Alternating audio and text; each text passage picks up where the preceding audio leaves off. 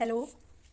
आप सभी का स्वागत है हमारे play way school and pre school education in anganwadi इस चैनल पर। जैसा कि आपको पता है कि मैं डेली जो भी मेरे प्ले स्कूल में मैं बच्चों को एक्टिविटी करवाती हूँ वो इस चैनल पर अपलोड करती हूँ। तो इसमें मोस्टली छोटे छोटे पार्ट लिए जाते हैं कि जैसे जो एक्टिविटी फिजिकली होगी, मेंटली होगी, सोशल डेवलपमेंट के लिए बच्चे के सर्वांगीण विकास को ध्यान में रखते हुए और बच्चों को जो एक्टिविटी करवाई जाती है वो अपलोड की जाती है। वैसे तो देखो 9:30 से 12:30 तक का टाइम होता है, बच्चे बहुत कुछ सीखते हैं, लेकिन मैं छोटी छोटी क्लिप लेकर इस वीडियो पर इस चैनल पर अपलोड करती हूँ ताकि कोई भी अगर माँ ये वीडियो देखते हैं तो वो अपने बच्चे को घर पर करवा सकते हैं। और अगर किसी के आसपास प्ले वे स्कूल है, आंगनवाड़ी है और वो अपने बच्चों को वहाँ नहीं भेज रहे हैं तो इन वीडियो के माध्यम से वो प्ले वे स्कूल में अपने बच्चों को भेजें, क्योंकि वहाँ पर बच्चों को खेल खेल में शिक्षा दी जाती है और बच्चे का 5 साल तक खेल खेल में ही बच्चे को सिखाना बहुत ज़्यादा जरूरी है।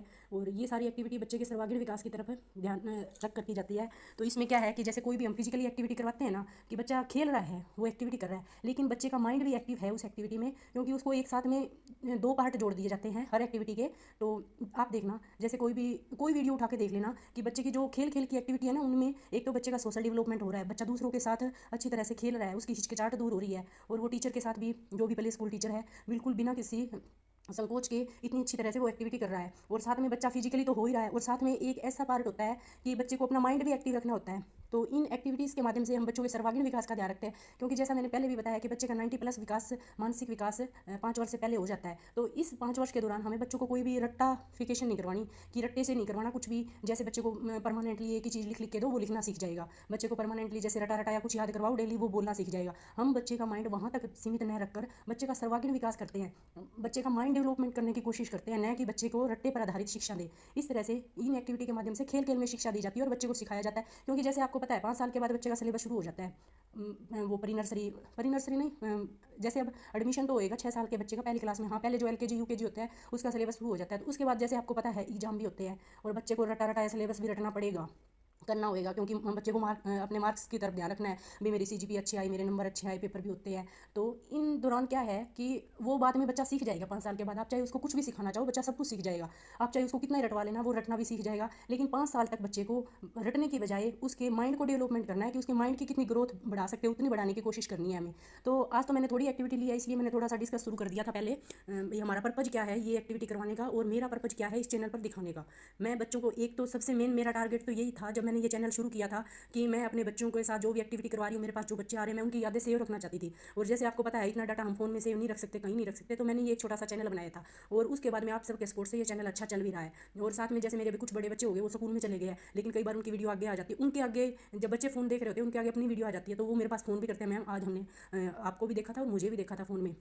तो ये चैनल शुरू करने का तो यही पर्पस था कि बच्चों की यादें सेव करनी थी, और कोई तरीका नहीं दिखा, तो मैंने सोचा यूट्यूब चैनल ही बना लेते हैं, इसमें सब कुछ सेव होता रहेगा। लेकिन आप सबके सपोर्ट से ये चैनल अच्छा चल भी पड़ा, और अब थोड़ा सा मैं बच्चों को पेरेंट्स को सबको जागरूक करने के लिए छोटी छोटी वीडियो भी बनाने लगी हूँ। अपनी डेली की एक्टिविटी आपको दिखा रही हूँ, जो भी मेरी ये वीडियो देख रहा है।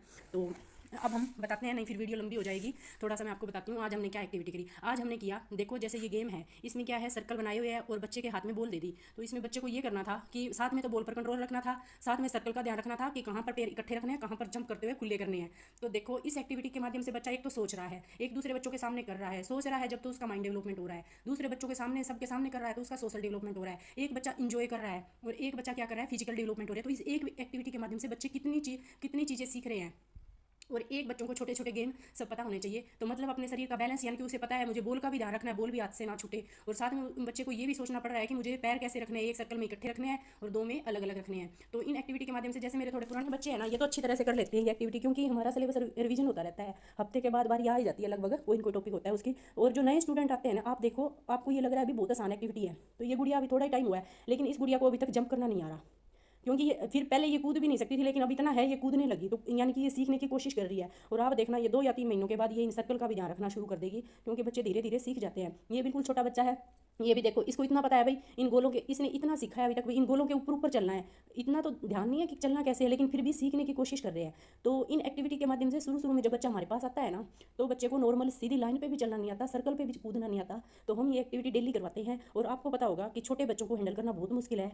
अगर आपको ये सब देखना है तो मेरी लाइव वीडियो आती है 11 बजे के आसपास दिन में, उसमें बच्चों को मैं सिखा रही होती हूँ अपनी मर्जी से, वो कैसे कंट्रोल कैसे करते हैं हम उनको, इतनी वो शरारत करते हैं, वो दिखाते हैं, वो सब दिख जाता है कि देखो बच्चों को मैंने बिठा रखा है साइड में, लेकिन इनको बिठाना इतना मुश्किल है। पहले प्रैक्टिस की, बच्चों को करवाई गेम की, फिर सब ने प्रैक्टिस कर ली, सब सीख गए कुछ न कुछ। उसके बाद ये देखो, और बाद में शरारत देखो। गेम कंप्लीट होते ही जब मैं बोलती हूँ ना अंदर चलो, तो इनका पर्पज़ यही होता है साफ़ कर दे, तो साफ़ करने लगे हुए हैं। और ये देखो कितनी अच्छी एक्टिविटी करी है इस लड़के ने, लेकिन जाते टाइम ये भाग कर गया। फिर मैंने इसको बोला बेटा दोबारा आओ, तो ये देखो दोबारा आ रहा है। ये अभी थोड़े ही दिन हुए हैं, तो अभी तक इसको सर्कल का थोड़ा ध्यान नहीं है। और उसके बाद जैसे मैंने ग्रुप बना दिया था बच्चों का, इसमें ये तरीका मेरे को बहुत ज़्यादा अच्छा लगा, क्योंकि इसमें देखो बच्चे ना एक तो हाथ हिला रहे हैं, इन्जॉय कर रहे हैं, और एक ये काउंटिंग बोल रहे हैं अभी ये।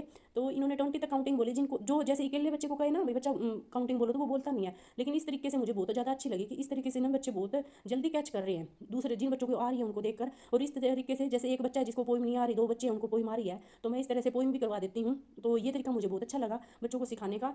अच्छा मुझे क्या लगा, बच्चों को भी लगा, लेकिन मुझे लगा कि इससे बच्चे जल्दी सीख रहे हैं। अब बच्चों ने लगभग काउंटिंग सीख ली है 20 तक, और पहले नहीं आती थी। ये मुझे 3-4 दिन ही हुए हैं ये करवाते हुए। पहले तो क्या था, मुझे साथ में करना पड़ता था, लेकिन अब मेरे बच्चे खुद ही कर लेते हैं ये एक्टिविटी। और उसके बाद जैसे मैंने बच्चों को बोल दिया बच्चों गोल गोल थोड़ा सा घूम के दिखाओ, तो ये देखो कोई तो सही घूम भी रहा है, और कोई क्या कर रहा है, बीच में आने की कोशिश कर रहा है। क्योंकि कुछ शरारती बच्चे होते हैं, उनका पर्पज़ तो यही होता है कि किसी तरह से शरारत की जाए। और उसके बाद में मैंने ये एक खेल करते करते मैंने बच्चों को पहले तो पोइम करवा दी, काउंटिंग करवा दी। उसके बाद में जैसे आज हमारा टॉपिक था इन और आउट, बच्चों को इन और आउट की नॉलेज देनी थी, तो मैंने इन और आउट वाली एक्टिविटी करवाई। उसी एक से जोड़ के मैंने अगली एक्टिविटी करवा दी, बच्चों को अंदर और बाहर का ज्ञान करवाया कि कहाँ अंदर होते हैं कहाँ बाहर होते हैं। उसके बाद देखो मैंने बच्चों को फ्री छोड़ दिया, क्योंकि हमारा सिलेबस का जो वर्क आता है वो कंप्लीट हो गया। उसके बाद बच्चे इंजॉय करें। और ये एक और प्ले स्कूल की वीडियो ऐड करती हूँ, मैं हमेशा दिखाती हूँ। इस स्कूल में देखो पेंटिंग हुई है, कितना अच्छा है ये बच्चे बोल रहे हैं नारे आज मस्ती से, मैडम बुलवा रहे हैं इनको नारे। तो देखो इन सभी एक्टिविटीज़ दिखाने का मेरा यही पर्पज़ है कि आपको प्ले स्कूल के बारे में जानकारी दी जाए, एक सरकारी प्ले स्कूल कैसा होता है। अगर आप सपोर्ट करो ना, तो ये प्ले स्कूल बहुत अच्छे बन सकते हैं। थोड़ा आपको बस इतना करना है कि आपको अपने बच्चों को प्ले स्कूल में भेजना होगा। हमारे पास देखो अभी तक इतना मेहनत करने के बाद भी बच्चों की ग्रोथ बहुत कम है, क्योंकि पता नहीं पेरेंट्स के दिमाग में एक ही बात फिट है कि पेरेंट्स के दिमाग में एक ही बात फिट हुई हुई है कि हमें तो ना वो बच्चे को प्राइवेट स्कूल में भेजो या कहीं भी भेजो। और मैं ये नहीं कह रही वहाँ पढ़ाई नहीं होती, वहाँ पढ़ाई भी बहुत अच्छी होती है, ये बात नहीं है। लेकिन हमारी पढ़ाई भी कम नहीं है। मैं ये नहीं कहती कि वो जगह सही नहीं है, वो जगह बिल्कुल सही है। आपका जहाँ मन करता है वहाँ बच्चा भेजो, लेकिन 4 साल से पहले ना या तो आप ऐसे करो बच्चे को 9 बजे छोड़ के आओ, 12 बजे ले आओ। चाहे वो प्राइवेट हो चाहे सरकारी, कोई भी प्ले स्कूल हो, इतना करो कि 9 बजे से 12 बजे आप घर ले आओ। इतनी कोशिश करो कि आपका बच्चा ज़्यादा दूर ना रहे, ज़्यादा टाइम आपसे दूर ना रहे। ठीक है, तो आपका मन करे आसपास जैसा भी प्ले स्कूल है वहाँ भेजो। हाँ मैंने देखा है कि जैसे बच्चे 7 बजे वैन आती है, 7 बजे चढ़ जाते हैं, 3.5 साल का बच्चा है, और फिर वो 3-3:30 बजे वैन घर आएगी वापस, क्योंकि स्कूल दूर होते हैं वैन घूमते, और वो बच्चा 3:30 बजे आएगा। तो इतना लंबा टाइम वाला ये तरीका गलत है। तो इसलिए जब आपके आसपास कोई सुविधा आई हो ना, चाहे कोई गवर्नमेंट प्ले स्कूल हो चाहे प्राइवेट प्ले स्कूल हो, कोई भी हो, छोटे बच्चों का स्कूल हो, तो आप उसमें भेजो बच्चों को इतने लंबे टाइम के लिए। तो क्योंकि आपको पता है 5 साल तक बच्चे का ध्यान रखना बहुत जरूरी है। तो फिर बच्चा फिजिकली कमजोर हो जाएगा, और फिजिकली कमजोर होएगा तो पता है अगर बच्चा शारीरिक रूप से कमजोर है तो बच्चा धीरे धीरे हर तरह से कमजोर होना शुरू हो जाएगा, क्योंकि हर तरह का विकास शारीरिक विकास से जुड़ा हुआ है। ठीक है, आज मैंने बहुत कुछ बता दिया। करना तो थोड़ी थोड़ी वीडियो दिखानी थी, लेकिन साथ में मैंने कुछ और जो हमारे उद्देश्य है वो भी बता दिए।